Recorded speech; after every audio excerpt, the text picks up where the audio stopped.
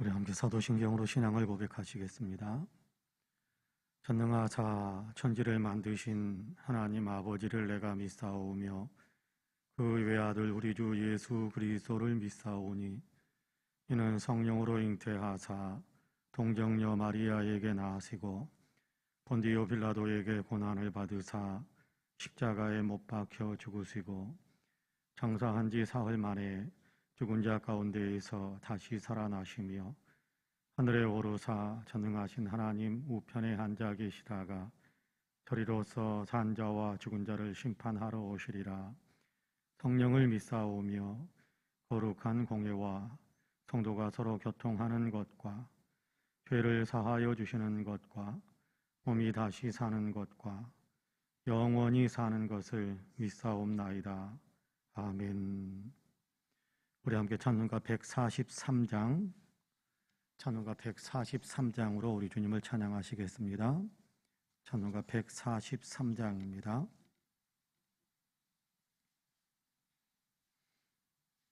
찬송가 143장입니다.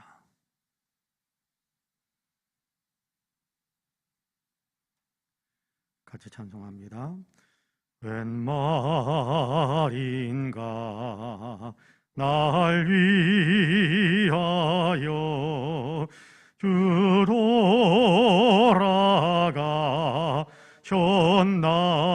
돌아가셨나.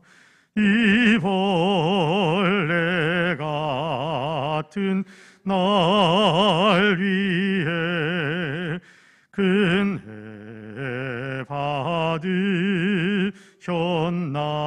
받으셨나. 내 지은 죄 다 지시고 못 박히셨으니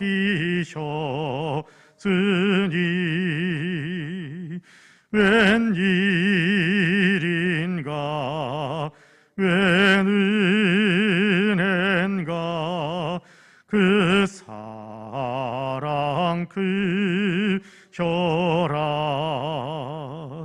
주 십자가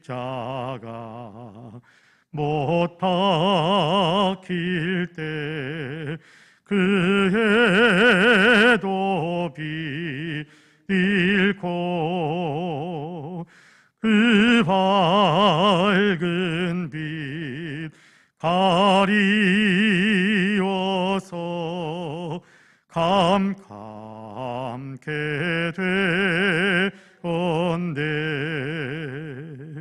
나 십자가 대할 때에 그 일이고 마워 내 얼굴 감히 못 들고 눈물 흘리도다. 늘 울어도 눈물로써 못 갚을 줄 알아. 몸 밖에 드릴 곳 없어 이 몸 바칩니다.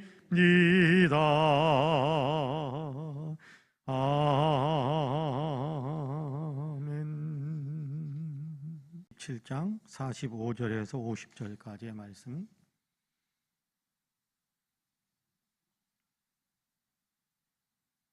우리 한 목소리로 같이 봉독하겠습니다. 45절에서 50절까지입니다. 같이 봉독합니다. 제6시로부터 온 땅에 어둠이 임하여 제9시까지 계속되더니 제9시쯤에 예수께서 크게 소리질러 이르시되 엘리 엘리 라마 사박다니 하시니 이는 곧 나의 하나님 나의 하나님 어찌하여 나를 버리셨나이까 하는 뜻이라.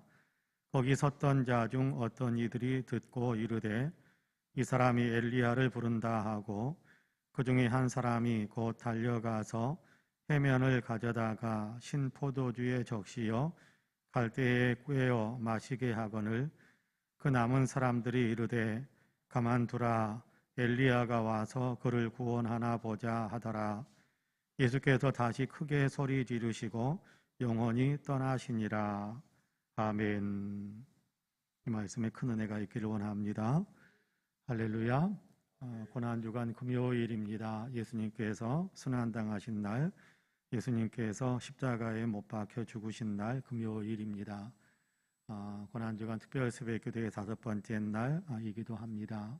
바라기는 오늘 또 깨어서 예배하며 기도하시는 우리 사랑하는 모든 성도님들에게 십자가와 부활의 은혜가 더 선명하게 가슴에 새겨지시고 또 십자가를 의지해서 또 부활의 능력을 힘입어서 힘차게 세상을 이기며 살아갈 수 있는 죄의 유혹을 뿌리치고 의의 길을 걸어갈 수 있는 능력으로 더 충만한 그런 삶을 살아갈 수 있게 되기를 주님의 이름으로 간절히 축복합니다. 아멘. 우리가 아는 대로 요한복음 3장 16절에 보면 그런 말씀을 하시지요. 하나님이 세상을 이처럼 사랑하사 독생자를 주셨으니 이는 그를 믿는 자마다 멸망하지 않고 영생을 얻게 하려 하심이라 라고 말씀합니다. 하나님께서 우리의 구원을 위하여 우리가 멸망당하지 않고 생명을 얻고 영원한 생명을 누리도록 하게 하기 위해 예수 그리스도를 세상에 보내주신 겁니다. 예수님께서 이 땅에서 30여 년 동안 육신의 부모를 섬기면서 아마 요셉 아버지 육신의 아버지로 그렇게 기록되는 요셉은 일찍 세상을 떠났던 것 같아요. 그래서 예수님이 아마 소년 시절을 넘어가면서 가정의 모든 생계를 책임지는 부모님을 부양하고 또 육신의 동생으로 태어난 요셉과 마리아 사이에서 태어난 동생들을 먹여 살리는 그런 일들을 했던 것 같아요. 그래서 예수님은 아버지가 요셉이 가졌던 목수의 직업을 이어받으면서 목수의 일을 하셨던 분으로 그렇게 알려져 있습니다. 어떤 분은 그렇게 그래서 예수님의 손에는 못자국이 2개가 있다 그렇게 표현하는 것을 보면서 무슨 이상한 소린가 그런 생각을 했었습니다만은 그분이 설명하는 것을 들으면서 제가 그래도 그렇게 이해할 수 있겠다 그런 생각을 했었습니다. 하나는 우리가 아는 대로 십자가에 못 박히실 때 못 박혔던 그 못자국이 예수님의 손에 있을 것이고요. 또 하나는 예수님께서 그 손으로 힘써 목수의 일을 하다 보면 이렇게 손으로 일을 많이 하다 보면 손에 못이 박힌다 그런 얘기 하자요. 굳은 살이 많이 박히는 어떤 그런 모습을 가리켜서 손에 못이 박힌다 그런 표현을 사용하는데 예수님께서 가족들을 부양하는 일들을 위해서 그렇게 힘쓰고 애쓰셨기 때문에 아마 근육이 뭉쳐있는 근육이 딱딱하게 굳어져 있는 못이 박힌 그런 손이기도 하실 것이다 그런 생각을 합니다. 여러분 사도들은 그런 얘기를 합니다. 누구든지 자기 가족, 자기 친족, 자기 가족을 돌보지 아니하면 불신자보다 더 악한 자다 그렇게 말씀을 하거든요. 여러분 거기에 대해서 분명하게 가르침을 주신 분이 예수님께서 그의 생애 가운데서 분명하게 가르침을 주셨다 그렇게 생각을 합니다. 10계명 가운데서도 5번째 계명이 부모를 공경하라라고 말씀하시는 것인데 그럼 예수님께서는 친히 그렇게 부모 공경의 삶을 사시면서 이렇게 소야에 묻힌 것처럼 30여 년의 생활을 해오셨고 그리고 이제 때가 되니까 다 지금 이제 모든 사람들 앞에서 공생애를 시작하셔야 되는 때에 세례 요한에게 세례를 받으시고 그리고 광야로 나아가서 마귀의 시험을 물리치고 이기신 후에 곧바로 이제 갈릴리 나사렛의 회당에서부터 마치 출사표를 던지듯이 이사야 선지서를 읽고 나서 이 말씀이 오늘 너희의 귀에 너희에게 응했다라고 말씀을 선포하면서 공생애를 시작하셨지요. 갈릴리를 중심으로 해서 공생애를 시작하시면서 갈릴리 호수 주변만 거니시는 것이 아니라 멀리 다른 지역에까지 이동해 가셔서 복음을 증거하고 또 많은 하나님 나라의 권능들을 나타내는 그런 삶을 사시기도 하셨습니다. 자, 그러면서 예수님께서는 예루살렘에 올라가셔야 함을 분명하게 아시고 예루살렘을 향한 힘찬 행진을 시작했지요. 예루살렘에 올라가게 되면 대제사장들과 또 서기관들과 백성의 장로들이 자기를 붙잡아서 이방인들의 손에 넘겨서, 이방인이 누굽니까? 당시에 예루살렘을 중심으로 해서 온 유대아 땅 전체를 식민 통치하고 있는 로마인들이지요. 로마 군인들에게 넘겨져서 이제 십자가에 못 박혀 죽을 것이다라는 사실을 아셨고, 또 그 사실도 자기를 따르는 제자들에게 이야기해 주시면서, 그러나 사흘 만에 다시금 살아날 것이다. 내가 죽을 텐데, 죽임을 당하게 될 텐데 내가 사흘 만에 다시금 살아날 것이다 라는 사실을 공표하셨지요. 그리고 예루살렘으로 올라가시면서 예수님께서 많은 사람들의 장애를 벗겨주시기도 하고, 예루살렘에 올라가기 바로 전 여리고에서는 이렇게 눈을 뜨게 만들어주시는 그러한 일을 행하시면서 모든 사람들이 눈이 떠져야, 그래야 하나님 나라를 볼 수 있고 예수 그리스도를 통한 구원의 길을 볼 수 있다라는 사실을 보여주시기 위해서 너희가 눈이 떠져야 할 것이다. 너희의 눈이 떠져야 할 것이다라는 것에 대한 구체적인 어떤 상징적인 어떤 그런 기적 사건을 행하시면서 예루살렘에 올라가셨습니다. 예루살렘에 올라가실 때 많은 사람들에게 환영을 받았지요. 호산나, 이제 우리를 구원하소서, 이제 우리를 구원하소서라고 외치는 수많은 사람들이 예수님을 왕으로 그렇게 환영하는, 이제 당신이 우리 왕입니다. 이제 당신이 우리를 구원하실 겁니다. 이제 당신이 우리를 이끌어서 우리를 이제 더 강한 나라가 되어, 군사적으로 정치적으로 더 강한 나라가 되어 모든 주변에 있는 나라들을 도리어 정복하고 우리가 독립을 이룰 뿐만 아니라 정복하고 그들 위해 군림하는 그런 어떤 나라로 다윗의 엄청난 영토를 넓히고 강성한 나라가 되어 주변 나라들에게 조공을 받았던 것처럼 우리를 그렇게 이끌어 주기를 원한다라는 그런 마음으로 호산나를 외쳤는데, 예수님은 그들이 왕으로 환영하는 것은 받아들이셨지만 그들이 요구하는 왕으로, 그렇게 군림하는 왕으로, 군사적이고 정치적인 왕으로의 활동은 하지 않으십니다. 도리어 자기의 생명을 내어주시면서 하나님 나라의 백성들을 모으고 자기의 생명을 내어주면서 자기 백성들을 영원한 생명을 주는, 영원한 구원을 이끌어 가시는 구원의 왕으로 그렇게 예수님 자신을 나타내 보여주셨습니다. 우리가 아는 대로 목요일 저녁에는 고난주간 예루살렘에 들어가셔서 고난주간 목요일 저녁에는 제자들과 함께 유월절 식사를 하시면서 그곳에서 어제 우리가 새벽에 읽었습니다마는 유월절 식사의 의미를 이제는 예수님께서 고난당하시는 구원의 의미로, 성찬의 의미로 그렇게 바꾸어 주시면서 예수님께서 이제 제자들을 위해서 또 모든 사람들을 위해서 몸이 찢기고 피가 흘리면서 그로 인해서 우리를 구원하는 새 언약을 주님께서 이렇게 열어주시는, 새 언약의 문을 열어주시는 그런 일을 행하시게 될 것이다라는 사실을 성찬을 통해서 상징적으로 설명해주고 보여주고, 그리고 그 안에 너희가 들어가기 위해 이 성찬을 먹어야 된다. 떡을 먹고 이 잔을 마셔야 된다.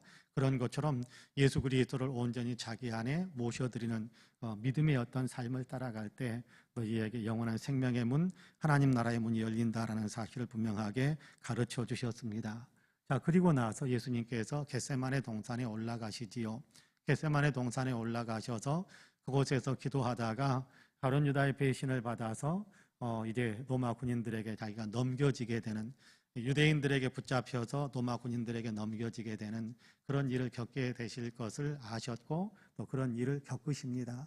그 일을 향해서 나아가는데 어제 우리가 읽었던 본문에 그런 얘기가 있습니다. 제자들과 함께 겟세마네에 올라가시는데 찬미하며 올라가시더라, 그렇게 이야기합니다.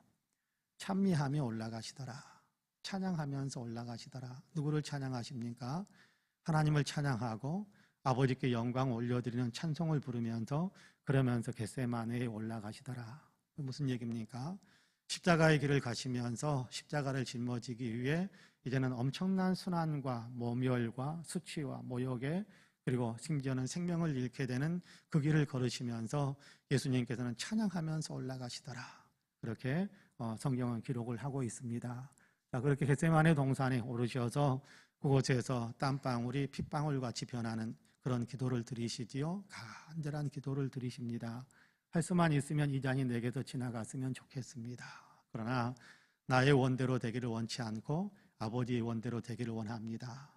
나의 원대로 되기를 원합니다 라고 그렇게 마음을 결정을 내리셨다면 아마 예수님은 그 겟세마네 동산에서 순식간에 다른 곳으로 사라지셨을 겁니다. 그러면 십자가를 피할 수도 있었을지 몰라요. 그런데 아버지께서 이 일을 위해서 나를 보내셨고 또 이 일을 나를 통해서 이루시기를 원하신다라는 사실, 또 성경에서 이미 이렇게 될 것이다라고 기록한 그 모든 것들을 내가 이루어야 한다라는 것을 제자들에게 이야기하면서 예수님께서는 아버지께서 이루기를 원하시는 그 길 제가 가겠습니다라고 결단하면서 이렇게 제자들 앞에서 순순히 자기 자신을 넘겨주시는, 이렇게 넘겨주시는 이렇게 성전의 경비대원들, 또 대제사장들이 개인적으로 집에서 데리고 있었던 종들, 이런 사람들이 이렇게 뭐 몽둥이 같은 것들을 들고 예수님을 붙잡기 위해서 올라왔을 때 얼마든지 예수님은 그들에게 호령 한마디로 다 이렇게 떨게 만들고 엎드려지게 만들 수 있었음에도 불구하고 예수님은 자기 자신을 순순히 그 사람들의 손에 넘겼습니다. 그리고 끌려서 대제사장의 뜰로 끌려가게 되지요.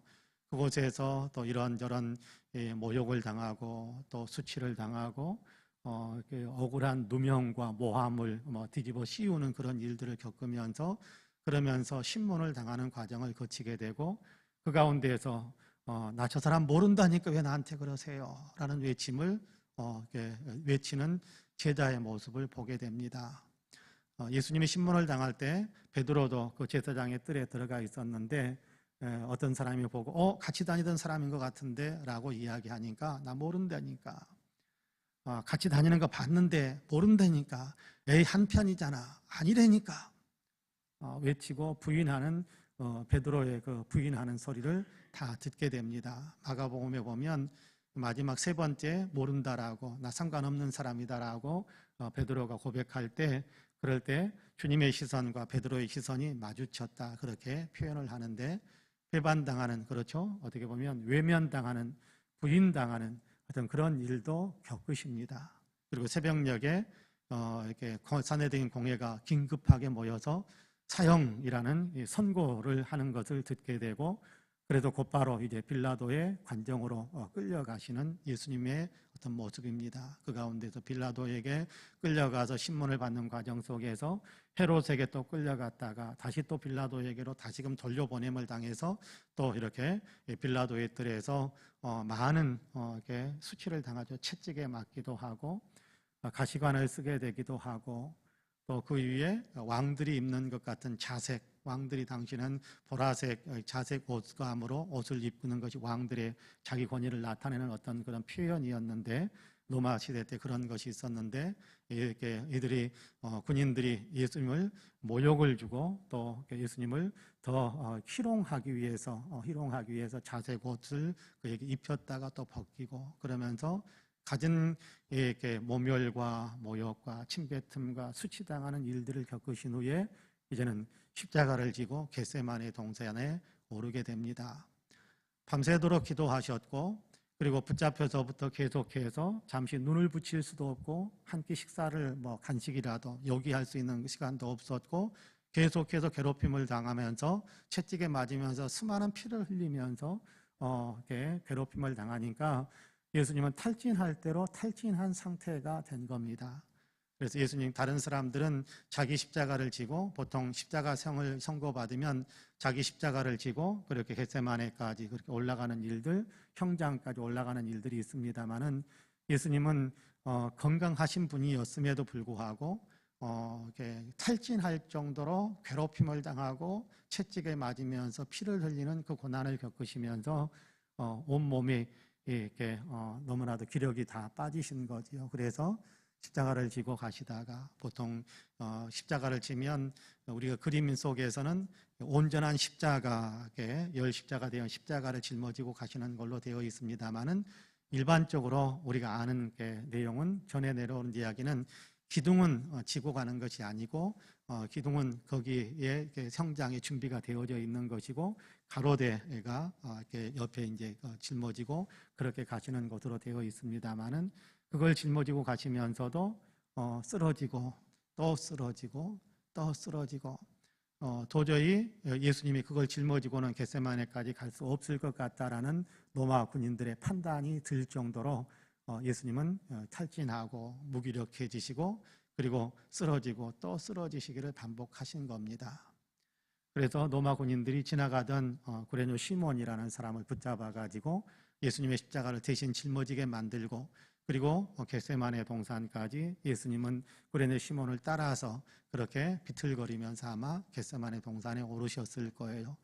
고난의 길, 비아 돌로로사 그렇게 이야기합니다.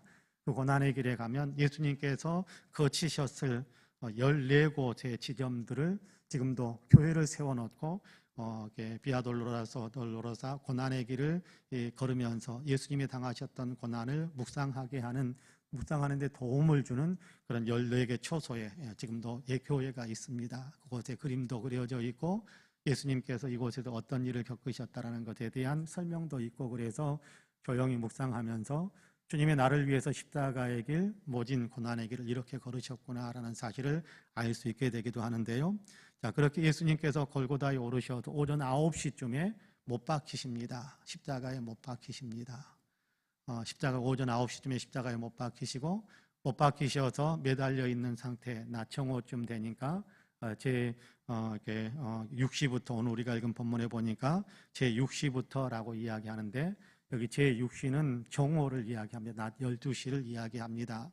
낮 12시부터 갑자기 하늘이 시커멓게 변하면서 온 땅에 어둠이 임하게 됩니다. 온 땅에 어둠이 임하게 되고 그래서 아마 그것은 하나님의 아픔이 그렇게 표현된 것이 아닌가 그런 생각을 해보기도 하며 성경 어느 곳에서도 하나님께서 하나님의 아픔을 하나님의 마음을 그렇게 온 땅이 어둠으로 임하게 하는 것으로 표현했다라고 그렇게 설명되는 부분은 없습니다만은 많은 분들 가운데서 또 이 부분을 설명하고 묵상하면서 이 부분에 대한 이해를 하는 사람들의 어떤 조언도 듣고 가만히 묵상하면 정말 왜 갑자기 하늘이 어두워졌겠습니까? 왜 갑자기 하늘이 어두워졌겠습니까? 계기일식이 일어날 것이다 그렇게 이야기하는 사람들도 있습니다만은 6월절과 관계된 그 시점에서는 유대 땅에는 계기일식이 일어날 수 없는 겁니다. 자연의 어떤 질서 속에서는 계기일식이 일어날 수 없는 그런 어떤 시기입니다. 그러니까 일식이 있어서 그냥 해가 가리워졌다라는 것이 아니라 하나님께서 온 땅을 어둡게 만드는 정말 유대 땅 특별히 예루살렘 지역 전체를 다 어둡게 만드는 그런 어떤 하나님의 마음의 표현이 아니었을까 그런 생각을 해봅니다. 자, 그리고 나서 한 3시간쯤 그렇게 계속되더니 예수님께서 제9시쯤 그러니까 오후 3시쯤이죠. 오늘 우리가 읽은 본문에서 그렇게 이야기합니다. 제9시쯤에 예수께서 크게 소리질러 이르시되 엘리 엘리 라마 사박다니 하시니 이는 곧 나의 하나님 어찌하여 나를 버리셨나이까 하는 뜻이라 그렇게 이야기합니다. 예수님에게 있어서 가장 이렇게 힘들고 고통스럽고 가슴 아프고 가장 어려웠던 일이 이거였던 것 같아요. 할 수만 있으면 이 잔이 내게서 지나가게 하옵소서라고 하는 그 예수님의 기도는 사실은 이 일 때문인 것 같습니다.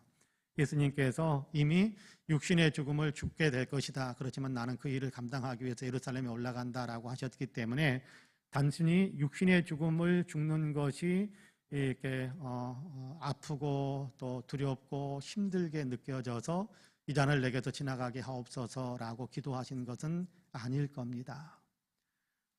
예수님께서 엘리 엘리 라마 사박다니라는 나의 하나님 어찌하여 나를 버리셨나이까? 왜 나를 버리셔서 육신의 죽음을 죽게 하십니까? 라는 것이 아니거든요.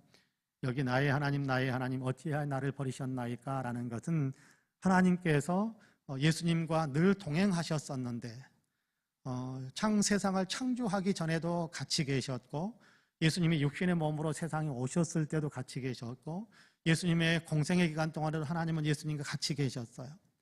그런데 이 순간 하나님께서 예수님을 외면하셔야 됐어요. 왜냐하면 예수님은 죄를 짊어지고 있기 때문에 그렇습니다. 하나님은 거룩하신 분이라 죄를 전혀 용납하실 수가 없는 분이거든요. 예수님께서 모든 사람들의 죄를 다 짊어지시고 죄가 없으신 분이시지만 죄인처럼 심판을 받으시는 죄인처럼 그렇게 죽임을 당하시는 그 순간에 하나님께서 예수님과의 관계가 단절되는 순간이에요. 여러분 이것만큼 고통스러운 것은 없었을 겁니다. 이것만큼 가슴 아픈 일은 없었을 겁니다. 이것만큼 견디기 힘든 일은 없었을 겁니다. 여러분, 우리 사람들 관계 속에서도요, 가장 친한 사람이 가장 친한 사람에게도 외면당할 때 견디기 어려운 아픔이 있지 않습니까? 못 견딜 것 같, 죽을 것 같습니다. 죽는 것보다 더 고통스러울 수도 있을 겁니다. 그런데 예수님께서 영적으로 늘 함께 연합되어져 있었던 아버지께로부터 외면당하는 그런 상황인 겁니다. 누구 때문에요? 우리 때문에. 우리의 죄를 짊어지시고 예수님께서 하나님께 버림받게 된 겁니다. 하나님과 단절된 거예요. 단절된 거예요. 이 어떤 아픔과 이 고통 때문에 예수님께서 어찌하여 나를 버리셨나이까? 내가 아버지께 끊어졌군요. 내가 아버지로부터 온전히 단절되었군요. 라는 그런 어떤 외침이 엘리 엘리 라마 사박다니라는 어떤 그런 고백입니다. 자, 그 고백을 하시고 예수님께서 잠시 후에 크게 다시 한번 소리를 지르시면서 50절에 보면 예수께서 다시 크게 소리 지르시고 영원히 떠나가시니라 그렇게 말씀하십니다. 육신의 죽음을 맞이하신 겁니다. 영원히 떠나가시니라 라는 이 표현이 좀 더 적극적으로, 좀 더 깊이 있게, 좀 더 직접적으로 번역을 한다면 영원히 떠나갔다라는 그런 표현보다는 영혼을 내어주셨다 그렇게 번역하는 것이 더 적절하다라는 많은 학자들의 헬라어를 연구하는 학자들의 어떤 그런 설명들이 있는 것을 여러 주석서들을 통해서 본 적이 있습니다. 영혼이 누군가가 예수님에게서 이렇게 생명을 죽이는 권한이 있어서 예수님의 생명을 죽일 수 있는 사람은 없다라는 거예요. 예수님께서 그런 말, 요한복음에서도 그렇게 이야기하지요. 내가 스스로 내어준다. 근데 영혼이 떠나가시니다라는 이 말씀은 예수님께서 스스로 영혼을 내어주셨다. 그렇게 표현하는 것이 더 적절한 번역일 것이다. 그렇게 이야기하는데 정말 그럴 것입니다. 생명의 주인이신 주님께서 다른 사람들에 의해 생명을 빼앗기는 것이 아니라 다른 사람의 생명을 살리기 위해서 자기의 생명을 예수님께서 내어주신 겁니다. 우리의 죄를 위해서. 그래서 이사야서에서는 그런 얘기를 하지 않습니까? 그가 찔림은 우리의 허물 때문이고 그가 징계를 받는 것은 우리의 죄악 때문이다. 그렇게 말씀하지 않습니까? 우리는 다 양 같아서 그릇 행하여 각기 제 길로 갔거늘 여호와께서는 우리 무리의 우리 모든 사람들의 죄를 그에게 담당시키셨도다. 그렇게 말씀합니다.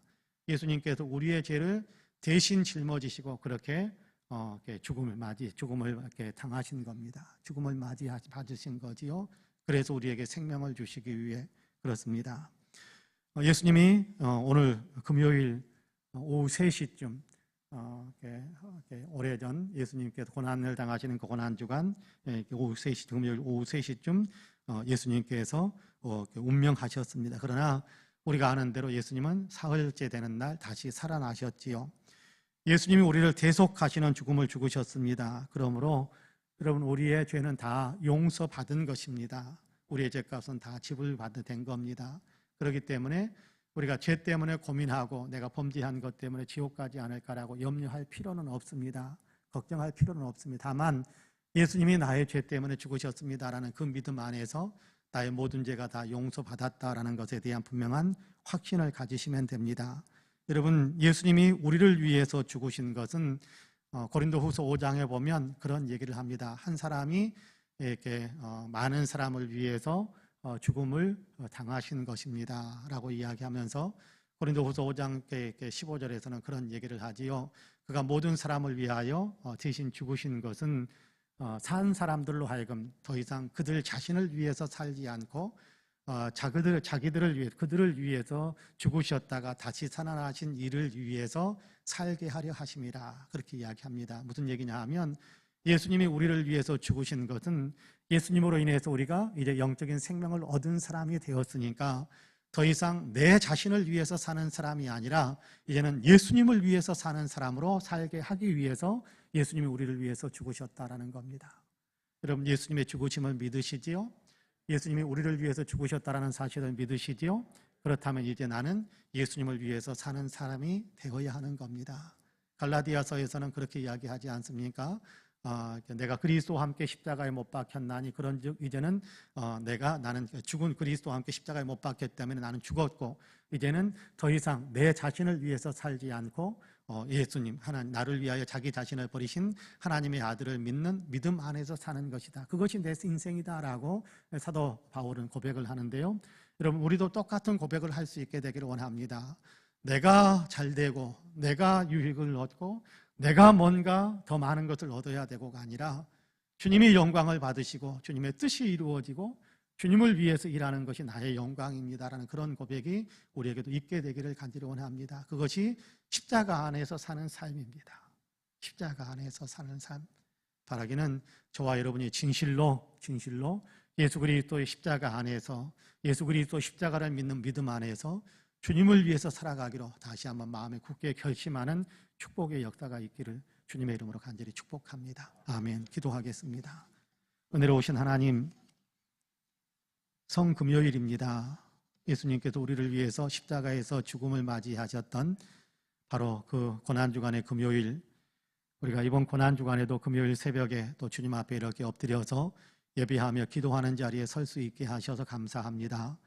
우리를 위해서 십자가를 지신 주님을 가만히 생각하면서 정말 모든 것을 버리고 모든 것을 부인하고 모든 고난과 아픔들을 대신 다 짊어지고 우리를 위해 십자가에 죽으신 예수 그리스도를 다시 한번 우리가 깊이 생각하면서 그 십자가의 은혜를 내가 받았다라는 사실을 기억하면서 주님 앞에 찬양하며 예배하며 기도할 수 있게 하시니 감사합니다.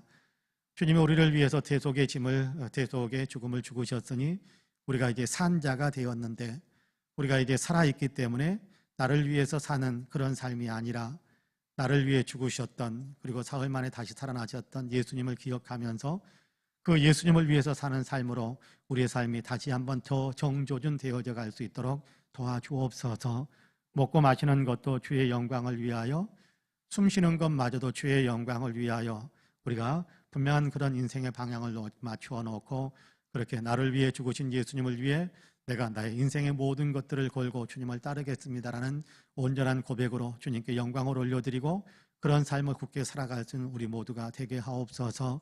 오늘도 주님의 고난을 많이 생각하면서 주님 고난당하셨듯이 나도 주님 따라가는 그 일을 위해 때로 고난당하더라도 힘든 일을 겪더라도 주님의 들을 굳게 따르겠습니다라는 분명한 신앙 고백이 우리 안에 더 든든하게 설 수 있도록 주님 도와주시고 오늘도 성금요일 주님을 많이 묵상하면서 주님의 사랑이 우리의 마음속에 더 깊이 새겨지는 그런 은혜 안에 살아갈 수 있도록 도와주옵소서. 하나님 나라와 민족을 위해서 또 지구촌을 위해서 교회를 위해서 어렵고 힘든 이웃들을 위해서 우리 일신상의 여러 가지 내용들도 주님 앞에 다 맡기며 기도합니다. 우리를 위해 십자가를 지신 주님을 의지하고 기도한 우리의 모든 기도가 다 아버지께 상달되게 하시고 응답의 복을 누리게 하여 주옵소서. 이제는 우리 구주 예수 그리스도의 은혜와 아버지 하나님의 놀라우신 사랑과 성령님의 감동 감화 충만케 역사하심이 고난주간 금요일 함께 새벽 예배를 드리며 기도하시는 우리 사랑하는 모든 성도님들과 간절한 기도의 제목들 위에 아름다운 신앙 공동체 우리 송파은혜 교회 위에 이제로부터 영원토록 함께 하시기를 간절히 축원하옵나이다. 아멘. 함께 기도합니다.